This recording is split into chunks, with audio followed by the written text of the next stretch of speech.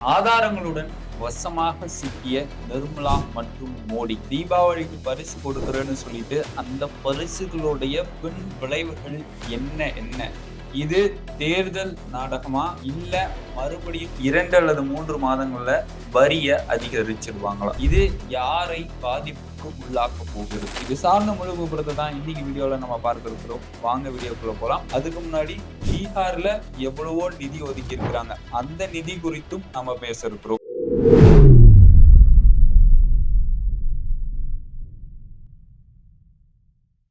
கோபாசே நண்பர்களுக்கு வணக்கம். நான் உங்கள் சின்ன அரசியல்களும் தொடர்ந்து பேசுவோம், உண்மையை உறக்க சொல்வோம்.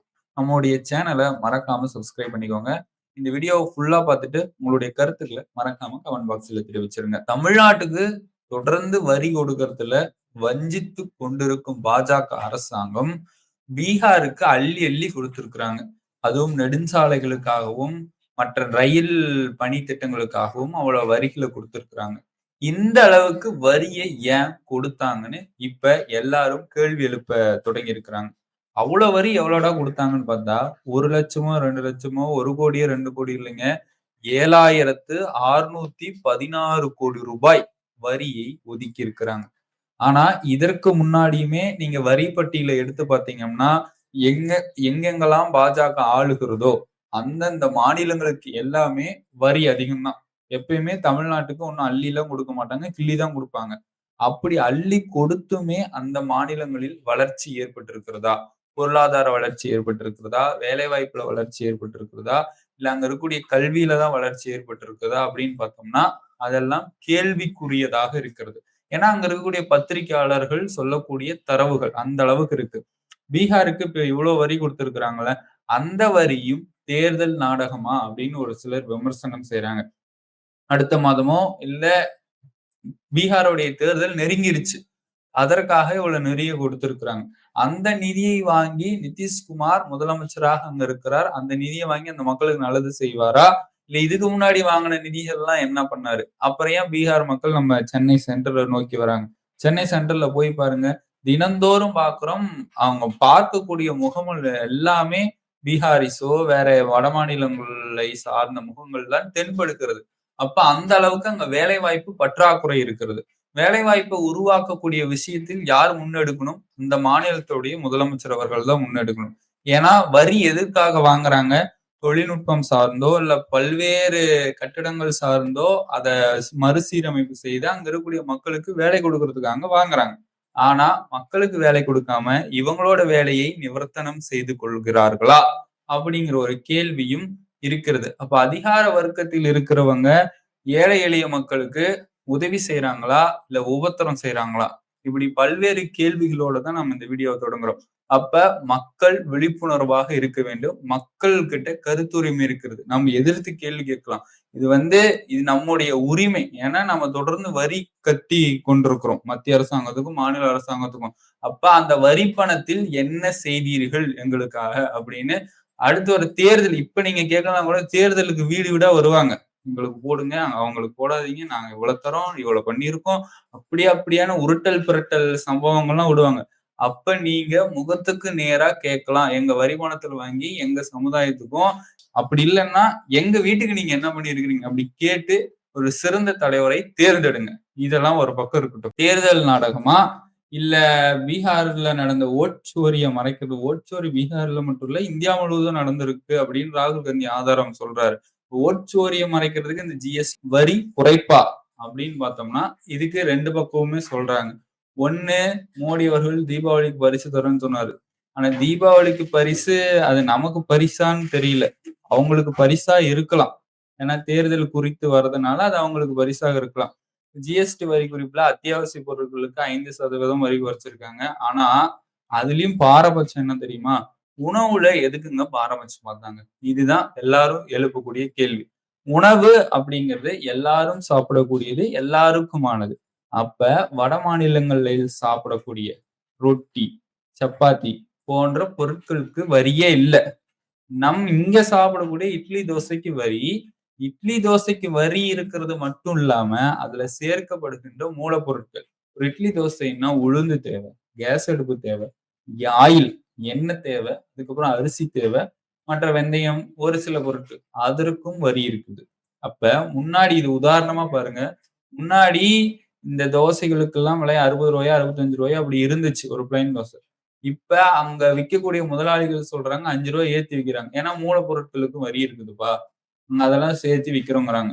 இத மொத்தமா நம்ம இத பார்த்தோம்னா, இதுக்கு இதுக்கு உதாரணம் சொல்லணும்னா, கிட்டத்தட்ட மொத்தமா உலகத்துல 193 நாடுகள் இருக்குதுங்க.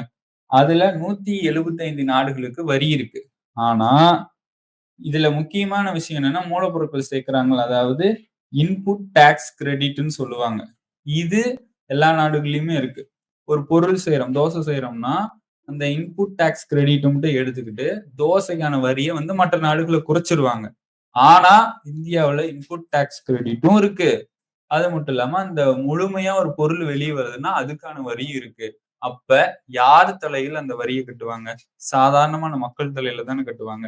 இதெல்லாம் ஒரு புறம் விவாதமா பேசிட்டு இருக்கிறாங்க. அப்ப வரி குறைப்பு, கண்ணீர் துடைப்பு நாடகமா? இதெல்லாம் கேள்வி வருதா இல்லையா? இது மட்டும் இல்லாம, இப்ப விவசாயம் செய்றோம்.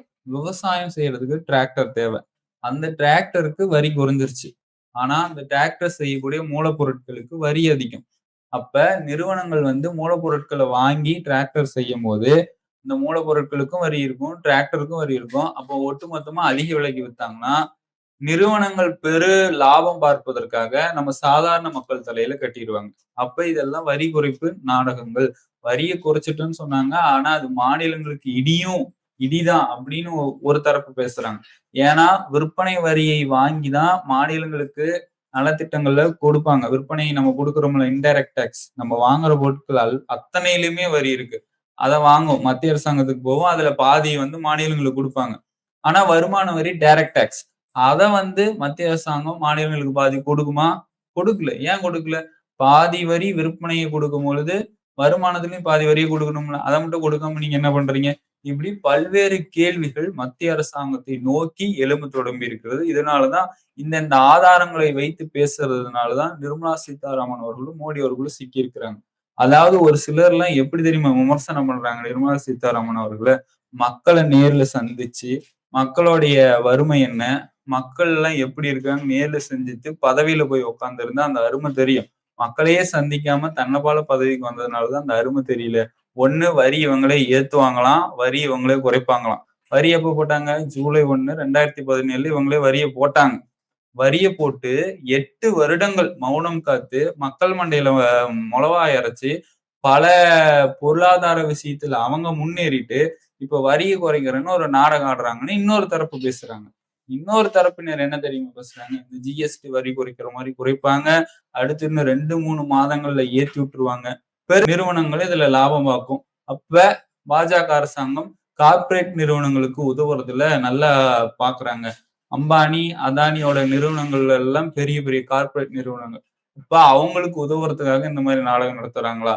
அப்படிங்கிற பல்வேறு கேள்விகளையும் முன்வைத்திருக்கிறாங்க. சிலிண்டர் விலைய குறைக்கிறோம், பெட்ரோல் விலைய ரூ. 50 குறைக்கிறோம்னு பல்வேறு விஷயங்கள் சொன்னாங்க. ஆனா அதெல்லாம் செஞ்ச மாரியே தெரியல. ஆனா அவங்க செய்யக்கூடிய விஷயம் எப்படி தெரியுமா? எப்ப தேர்தல் வருதோ, அதுக்கு 1 மாசத்துக்கு முன்னாடியோ, இதுதான் பாஜகவுடைய வாக்கு வங்கி அரசியல் அப்படின்னு சொல்லலாம். எப்ப தேர்தல் வருதோ, அப்ப மட்டும் மக்களுக்கு நல்லது செய்ற மாரி செய்வாங்க. அத அப்படியே தேர்தல்ல ஜெயிச்சுட்டாங்கன்னா, அத அப்படியே தட்டி பறிச்சுருவாங்க. ஏன்னா, அந்த அளவுக்கு பாஜக தேர்தலில் எப்படி வெற்றி பெறுவதற்கான பல யுக்திகளை மீட்டிங் வாயிலாக போடுறாங்கன்னு சொல்றாங்க.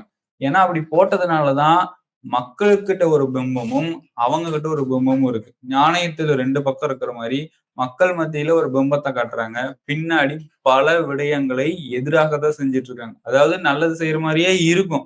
ஆனா அது நல்லதா தெரியாது. அந்த அளவுக்கு தான் பாஜக அரசாங்கம் செயல்பட்டு இருக்கிறது. இததான் ராகுல் காந்தி அவர்கள் இந்திய அரசியலமைப்பு சட்ட புத்தகத்தை எடுத்து இந்தியா முழுவதும் சுத்துறாரு. எச்சரிக்கையாக இருங்க. ஏன்னா இந்த அரசாங்கம் உங்களை அ முழுவதுமா அறிவிலிருந்தே மொழுக்கடிக்கிறதுக்காக தான் பண்றாங்க. ஏன்னா பீகார்ல கல்வி கற்கறதுக்கான பல வாய்ப்புகள் இருக்கு. ஏன் அந்த அளவுக்கு கட்டடங்கள் இல்ல? அந்த அளவுக்கு ஆசிரியர்கள போல. வட மாநிலங்கள்ல போய் பாருங்க. அவங்க அறிவாளியா மாயிட்டாங்கன்னா, உங்களுக்கு பகுத்தறிவு வந்துரும். ஏன், என்ன, எதற்குன்னு கேள்வி கேட்க ஆரம்பிச்சுருவாங்க. அந்த கேள்விகள் எல்லாம் ஒடுக்கணும் அப்படிங்கிறதுக்காக தான் கல்வி வசதி சரியா இருக்காது. அதுக்கப்புறம் பொருளாதாரம். பொருளாதாரத்திலயும் ஒடுக்கி வச்சிருக்கிறாங்க. மருத்துவ வசதி. மருத்துவத்துல அவங்களுக்கு டாக்டர் இருக்கிறாங்களான்னே தெரியல. பாலம் கட்டுறதுல போட்டாலே பொறி பொறியா விழுவும். இந்த மாரி பல சம்பவங்கள் நடந்திருக்கு. ஏன்னா, மிதுன் மிஸ்ரா மாரியான யூடியூபர்ஸ்லாம் இந்த சம்பவங்கள எடுத்து வெளியிட்டிருக்கிறாங்க.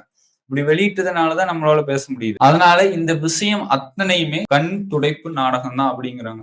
ஏன்னா, பிரதமர் மோடி அவர்கள் சொல்றாரு, ஜிடிபி ரேட்ல நம்ம எங்க போயிட்டு 3வது இடத்துக்கு போயிட்டு இருக்கோம்னு சொல்றாங்க. ஆனா, இந்திய அளவுல நீங்க ஆதாரங்கள எடுத்து பார்த்தீங்கன்னா, இன்னைக்குமே வீடு இல்லாம இருக்கிறாங்க. இதுக்கு மிக சிறந்த உதாரணம் ஞானேஷ்குமார் அவர்கள் சொன்னது. ஏன்னா வீடு இல்லாம இருக்கிறதுனால தான் நாங்க 0 போட்டோம்ன்னு. அப்ப அவரு வாயாலேயே உண்மைய ஒத்துக்கிட்டாரு. இன்னொரு பக்கம் பட்டினி கிடக்கக்கூடிய மக்கள் அதிகமா இருக்கிறாங்க. இவங்களெல்லாம் வுட்டுட்டு நம்ம ஐயா வெளிநாடு போய் சுத்திட்டு இருக்கிறாரு. வெளிநாட்டுக்கு பல விஷயங்கள் போயிட்டு அங்க கத்துக்கொண்டு நான் இந்தியாவுல வந்து அதெல்லாம் செயல்படுத்துவோங்கிறாரு. ஆனா இந்தியாவுல இதுவரைக்கும் என்னத்த செயல்படுத்துனாங்கன்னு தெரியல. ஏன்னா அந்த அளவுக்கு இந்திய நாடு வந்து இந்திய நாடுங்கிற வேணாம். ஏன்னா தொடர்ந்து இது அமெரிக்காவுல இருக்கிற மாரி அதிபர் ஆட்சி முறை இருந்திருந்துச்சுன்னா, அவ்வளதான். பிரதமர் அவர்களுடைய ஆட்சி முறை இருந்துச்சுன்னா முடிஞ்சு போச்சு.